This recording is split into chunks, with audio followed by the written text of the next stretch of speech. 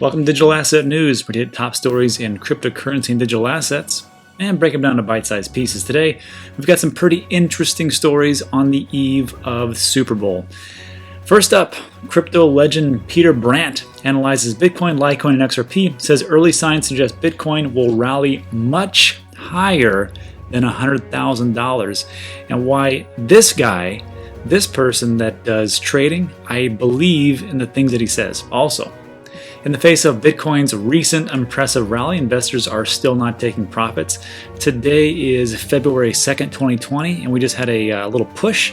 So Bitcoin's trading around $9,500, and why I feel that this is the start of a bull run. Also, Ripple's XRP may surpass Bitcoin as a store of value, fintech lawyer says, and avocados from Mexico boost Super Bowl 2020 with blockchain ad campaign. And we're going to go over actually what they're doing as far as a non-fungible token. And last up, we'll talk about the scam of the day. Now, we will save this to the end, but thanks everybody for doing the hard work and reporting these scams. Remember, people that are coming in 2020, we need to let this as a safe space. So every type of scam that we get rid of is one less scam that will scam out the people that are coming in. And let's get into today's stories. So first up, Peter Brandt. As you know, on my page on my videos, I talk about technical analysis, or TA, and I don't really have much stock in it. I don't really believe in it too much, and some of you guys are big TA fans and whatnot. But there's a guy named Peter Brandt, and I had covered him in videos past, maybe 3 or 4 weeks ago. And what I liked about Peter Brandt is that, first of all, he called the bottom or the crash in 2018 of what was going to happen for Bitcoin and cryptocurrency and digital asset market in general. And I thought it was amazing, and I took a look at his whole process, and he has a whole team of people behind him. It's not just him just, sitting around going, this, but it's a whole team, and he's looking at all his different data points, and he's really got it really dialed in. So I can say, yeah, and he's been doing it for decades. So I tip my hat to him. Go, okay, great. So if you looked at one part, 2018, and said, okay, this was a crash, and everybody else was going, no, it's going to go up great, he kind of went against the grain, so kind of believe him. So when he's talking about this much higher than $100,000, I take notice. So going into this article, a closely watched veteran trader who became legendary in crypto circles for calling Bitcoin's big collapse in January of 2018 is revealing his latest thoughts on Bitcoin, XRP, and Litecoin, the world's first, third, and seventh largest cryptocurrencies by market cap. Now remember, at the end of December 2017 is when we had that huge bull run, and it was awesome. And everybody was like, it's going to keep going up, it's going to keep going up. And Peter Brandt's like, you guys are insane, it's going to go down, and this is why. And everybody's like, no, it's going to, and he called it right. So Peter Brandt, who has previously said Bitcoin could rise to 100,000 in its current long-term cycle, says the king coin remains in a historical bull trend. He states, we can use this recent low that we've seen back in December that connects back to December 2018 as kind of now redefining the parabolic advance that could be in the process of developing now, and that has implications. I don't want to get too far ahead of myself because I can make an argument here that I'm not sure really can be made yet, that we're going to be a lot higher than $100,000, and it won't be until 2021. And I thought about this. I go, that makes sense. This is a price prediction that even I did, and I'm not really great with the charts, but I guess TA would call them fractals, where you just kind of overlay things and take a look at such. Look, if you want to look at TA stuff, go to Blockchain Backer and Crypto Revolution. Those guys they got it all dialed in. I'm just a guy that kind of looks at price predictions as far as history goes. So what I did very simply, nothing really too genius about it, is I took a look. I said, look, here was the first halving. The first halving for Bitcoin was November 28, 2012, and then the all-time high happened just about a year later. So the price of the halving, November 28, 2012, to 1 year later was $9.94. So it went from $12 to $1,000 essentially. So that was an increase of 8,000%. The next one, we had a halving at July 9, 2016. Then the all-time high for Bitcoin was December 16, 2017. So a year and a half later. So the first halving took a year to the all-time high. Second halving took a year and a half to the next all-time high.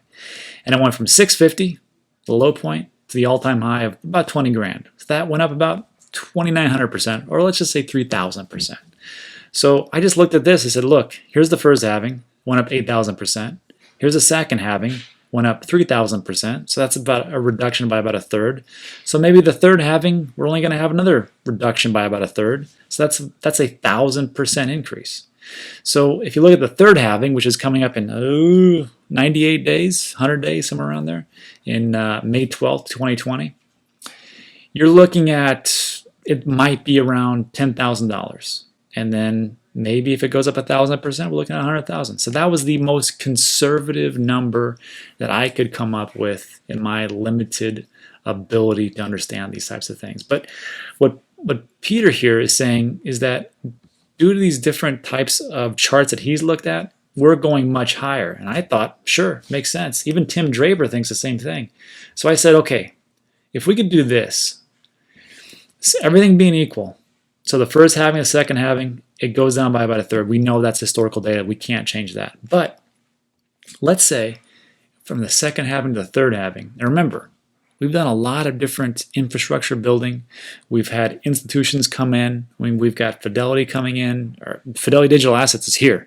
TD Ameritrade is here. Charles Schwab, I mean, if they take it over, whatever. But these institutions are really looking at this. And remember, 2019, Bitcoin crushed all other different assets. All other assets, Bitcoin crushed. Not gold, not the S&P 500, not oil, nothing like that. It crushed them all.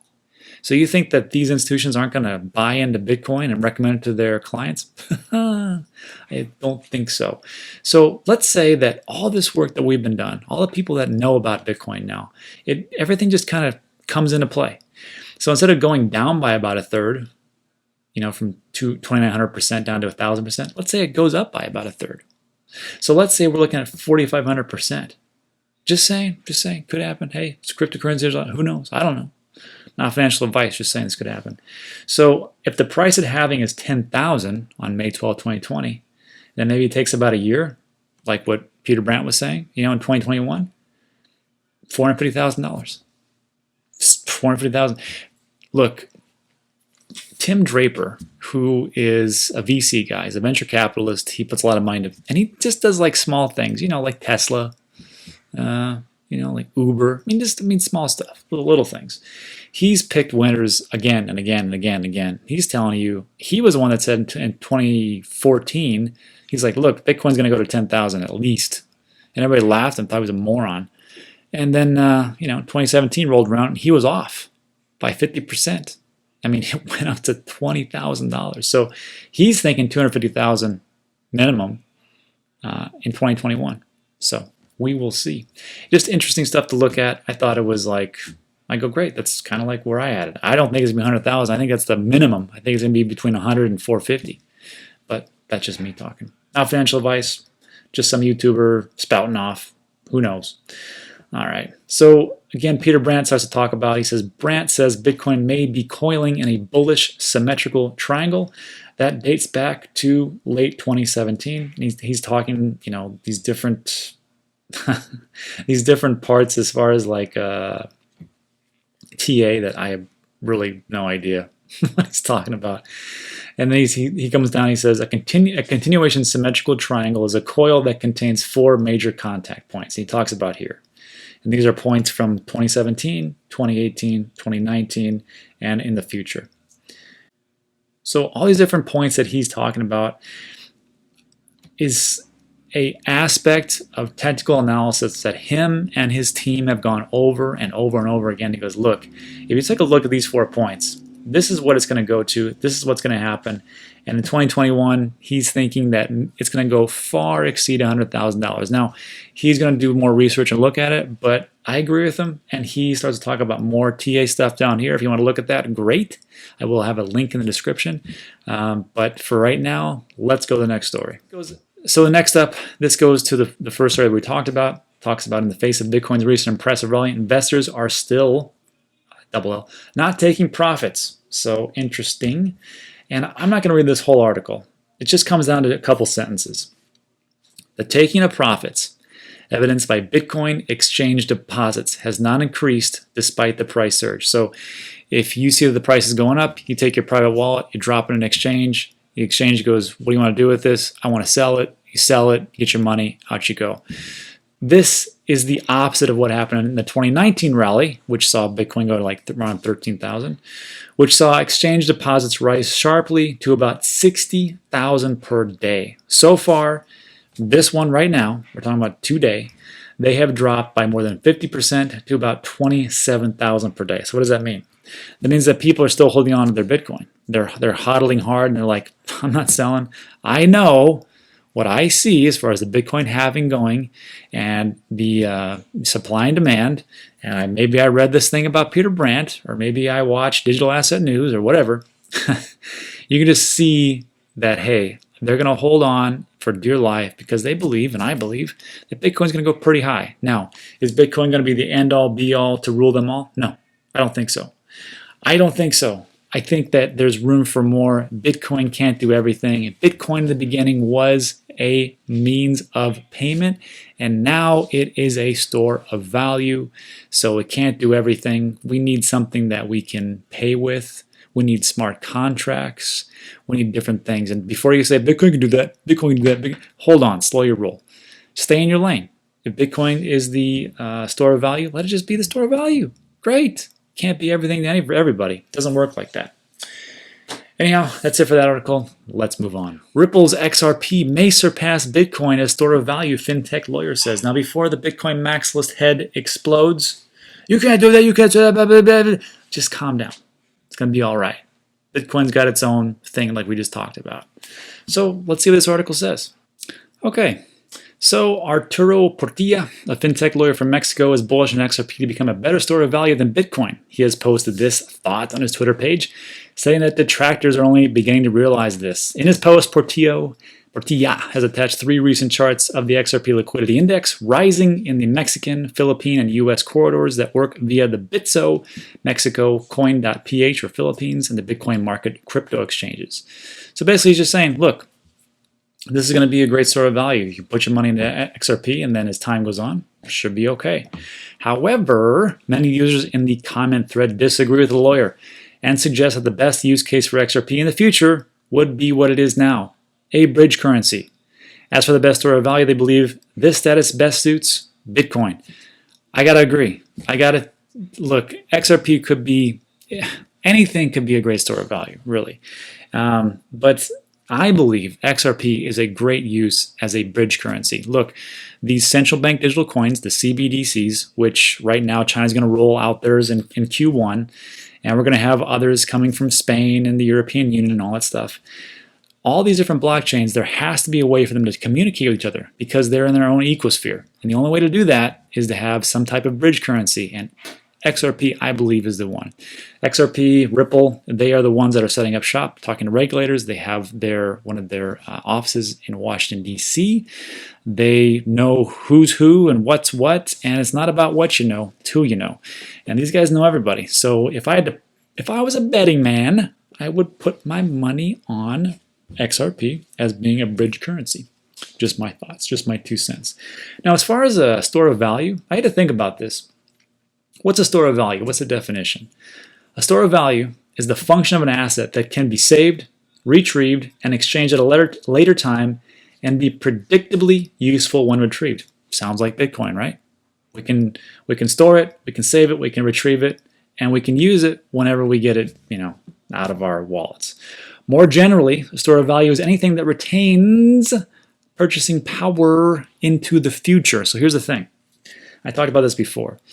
If you're looking for a store of value and you're in a first world country, I don't know if Bitcoin's great. Because let's say you put Bitcoin at a certain point in 2018, right? Let's say it was at 3,000.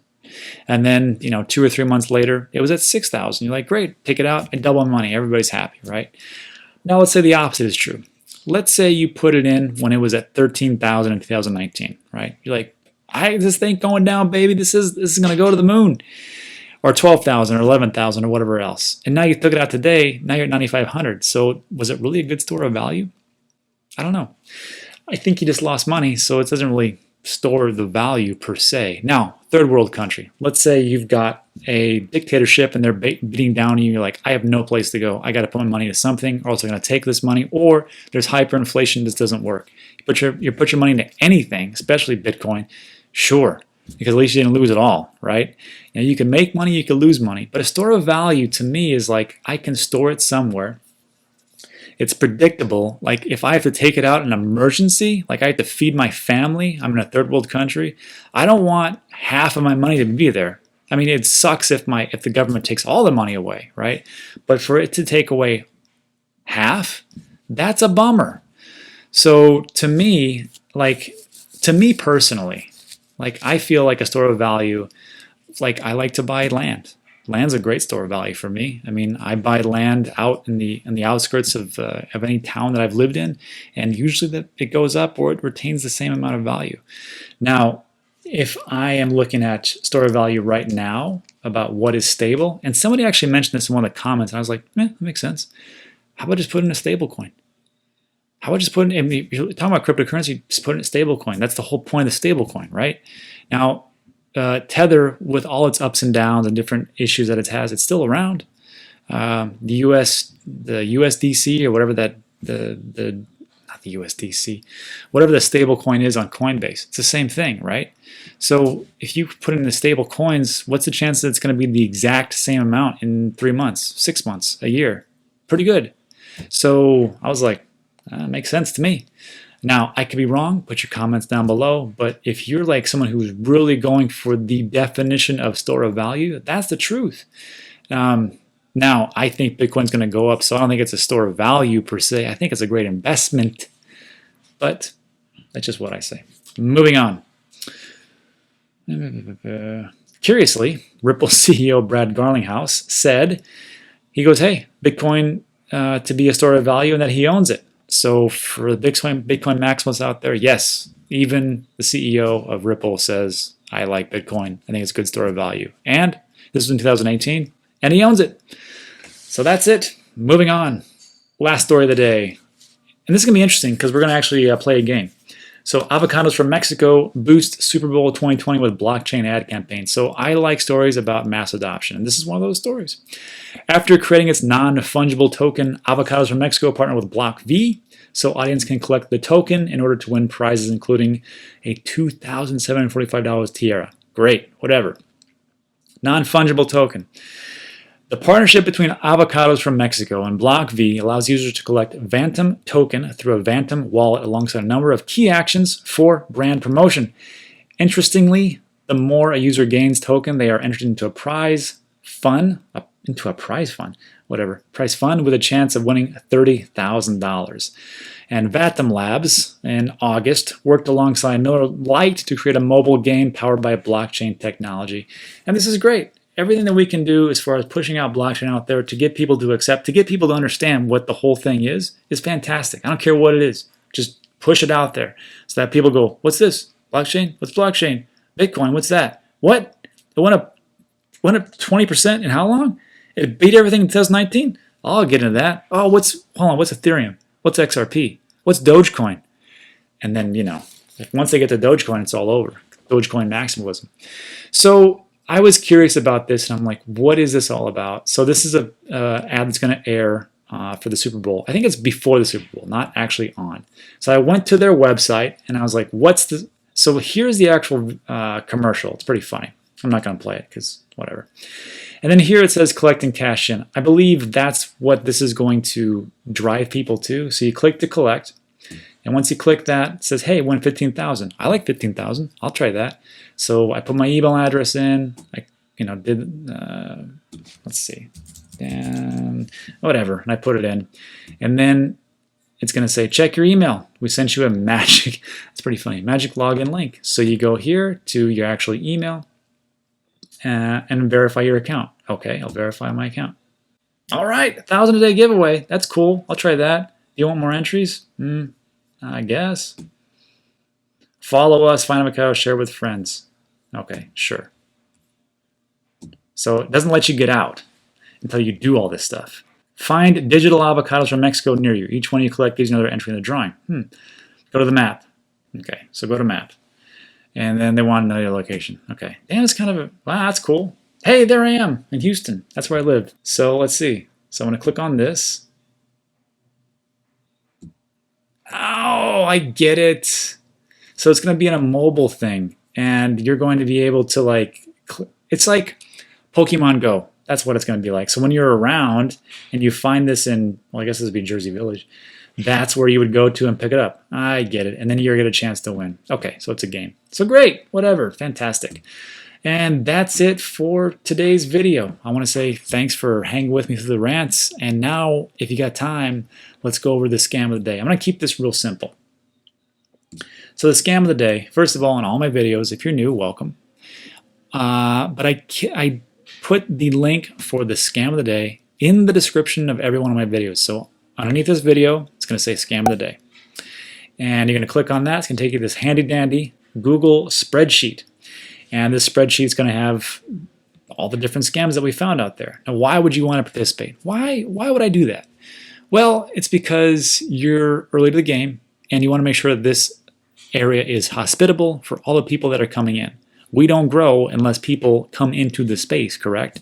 And if they come into the space and they get screwed out of their money because they go to these scammers, they're going to tell their friends, and their friends are going to tell their friends, and their friends tell their friends. And before you know it, cryptocurrency digital asset is just like what people say it is. It funds terrorism. It's on Silk Road. It's dirty. It's for the cartels. So we want to make sure that when people come in, they're not bombarded with this nonsense because they don't know what you know, which is how this all works. What's an airdrop? What are private keys? What's a public key? What's Bitcoin and blockchain and all this? Is that a legit coin? And then, BitConnect, that sounds awesome. BitConnect, I connect the bits, sure. This cannot happen. So as you see here, all the things that we found and removed are already there. We don't care about if the date removed is present, that means that scam has been busted, and through help, by downvoting it and reporting it to YouTube, it's been taken away. However, if you see some blank spaces, just click on one of these video links. And what are we looking for? Well, we're looking for something like this. Two things. First of all, for an actual scam, we're looking at the comments section, okay? So if the comments, man, Win Mullet's going crazy. If it says scam, that's a red flag. But it doesn't mean it's a scam. What we're looking for is an asymmetrical giveaway. And an asymmetrical giveaway is something like this. To celebrate the global power of XRP, we're proud to announce initiating the airdrop pool of 10 million XRP. Blah, blah, blah, blah. To verify your address, let me highlight this. Just send from 1,000 to 1,000,000 XRP, the address below, and get from 10,000 to 10 million back. Here's the thing, you're not special. No one's giving you free money. Get that through your head right now. The easiest way to avoid scams is just to believe that everything that you see is a scam. Everything that you see is a scam until proven otherwise. Got it? All right. If you see something from Ripple, then it's like, oh, Ripple's giving a giveaway. Go to their official website, drop them an email and go, are you guys giving stuff away? If there's something about a Ledger Nano S where it says, hey, we got a new thing where you just connect your Ledger Nano to this website and you get free money, go to Ledger Nano S's website and say, hey, Ledger, is that true? Are you guys really doing that? They'll tell you it's not. That's the easiest way to do it. So if you see stuff like this, help us out, downvote. And then we're going to look for the flag. And we can't see a flag here because they hid it, of course, because they're scammers. Click on report. Child abuse, that'd be a good one. Spam or misleading, choose one. Scams and fraud. And you're going to click on this applies to links within the video description because it talks about it. Next, this is a scam. Please remove. And report. And that's it. That's all you got to do. So look, if I just do this, it's just me. It's just some nut out there just going, that's a scam, it's a scam. But if you do it, now we're two crazy people. But if we get everybody else that watches this video to do it, which are usually thousands, that means that we become the majority and YouTube goes, wow, we had a couple thousand people report this as a scam. This might be a scam. And they remove it and everybody's happy and people don't get screwed out of their money. And that's it. Again, thanks for sticking with me with the rants. If you like this type of video, there's going to be 2 more that's going to pop up. Go ahead and watch those, whatever it is. It's actually curated for your, your viewing pleasure. And that's it. I will see you on the next one.